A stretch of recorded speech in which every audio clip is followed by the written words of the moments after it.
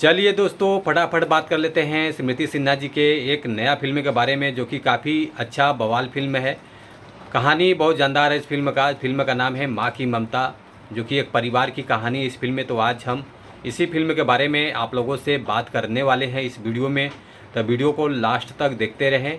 और जो लोग भोजपुरी बुढ़ हंगामा चैनल को अभी तक सब्सक्राइब नहीं किए हैं, वो लोग सब्सक्राइब कर लीजिए। चलिए वीडियो को शुरू करते हैं।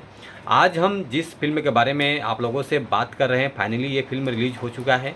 वो आगे बात करेंगे किस चैनल से रिलीज हुआ, पहले फिल्म के बारे में बात कर लेते हैं।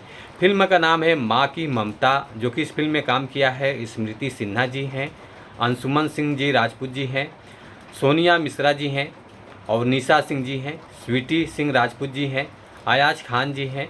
जो कि मिला जुला का कहानी बहुत बढ़िया है, बहुत बवाल फिल्म है।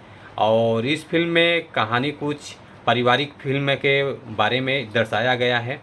और 41 मिनट पहले यह फिल्म रिलीज हुआ है, 4000 व्यूज़ आ चुका है और 370 लाइक आया हुआ है और कमेंट 16 आया हुआ है।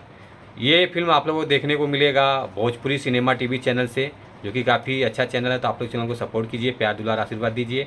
और ये फिल्म 2 मिनट 18 सेकेंड का 2 घंटा 18 मिनट 43 सेकेंड का ये फिल्म रिलीज हुआ है।